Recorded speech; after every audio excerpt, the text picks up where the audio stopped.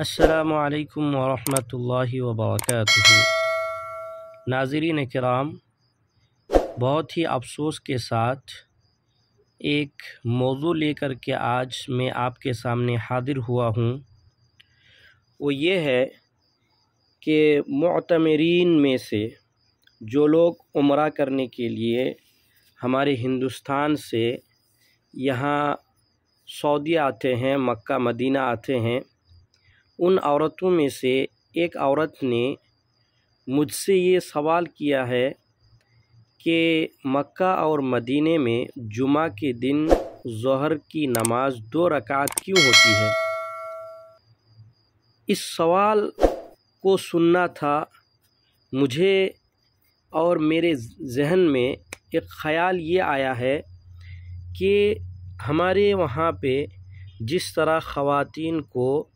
جمعے کی نماز کے لیے یا عام نمازوں کے لیے یا عید کی نمازوں کے لیے تراویح کے لیے مساجد سے انہیں دور رکھا جاتا ہے، جس کی وجہ سے انہیں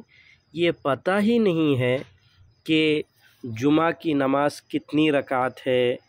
اور جمعہ کے دن ظہر کے بجائے کیا حکم ہے،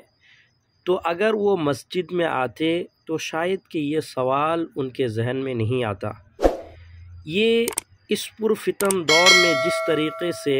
شیطان نے انسانوں کو دین سے دور کیا ہے اور دینی علم سے دور کیا ہے، انہی میں سے یہ بھی ہے کہ اللہ کے بندیوں کو مساجد سے دور کیا جا رہا ہے، انہیں مساجد میں آنے کی اجازت نہیں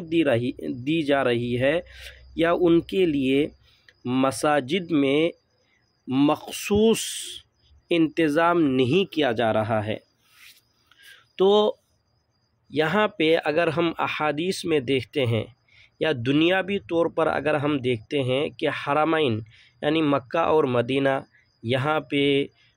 خواتین کے لیے نماز پڑھنے کا انتظام ہے، لوگ آتے ہیں دیکھتے ہیں، لیکن یہی چیز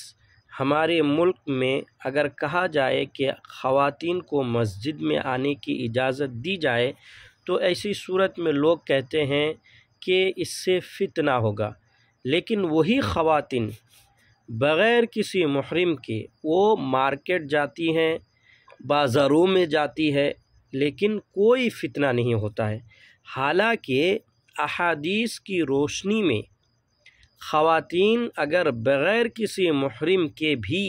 مساجد میں آنا چاہے تو انہیں آنے دیا جائے، یعنی مسجدوں میں خواتین کے آنے کے لیے محرم کا ساتھ ہونا شرط نہیں ہے۔ حج جیسی عبادت اور اسی طریقے سے عمرہ کے لیے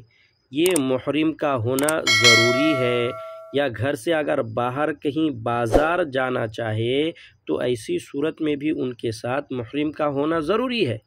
لیکن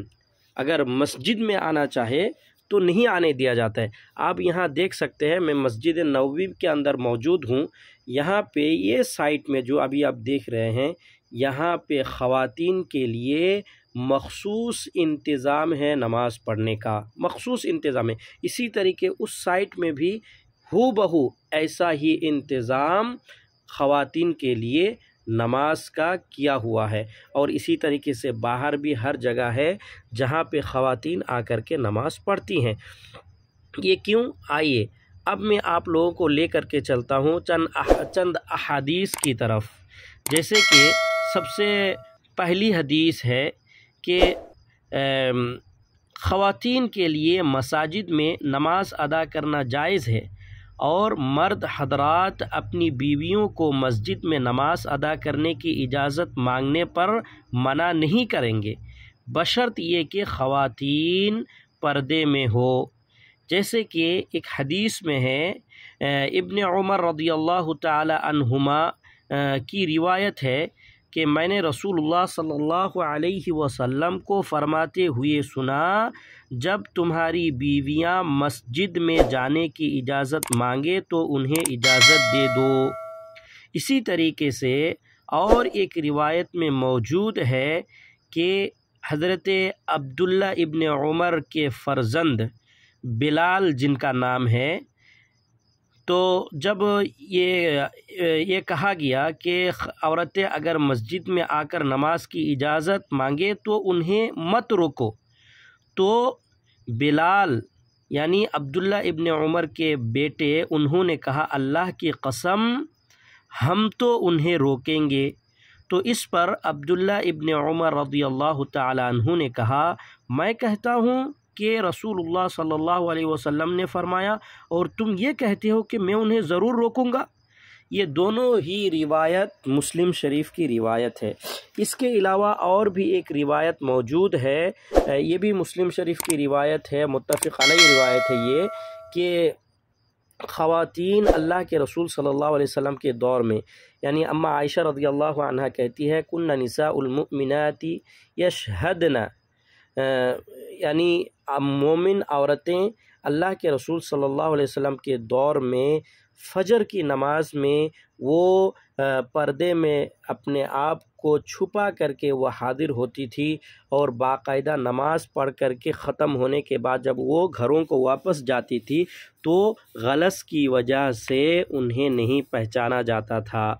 تو یہ احادیث موجود ہے جس سے بات ثابت ہوتی ہے کہ خواتین اگر مسجد میں آ کر کے نماز پڑھنا چاہے تو انہیں پڑھنے دیا جائے۔ تو میری یہ گزارش ہے ہمارے ہندوستان، پاکستان، بنگلہ دیش ان سارے لوگوں سے کہ خواتین کے لیے مخصوص انتظام کیا جائے مساجد میں، تاکہ وہ اللہ کی اس نعمت سے دور نہ رہے۔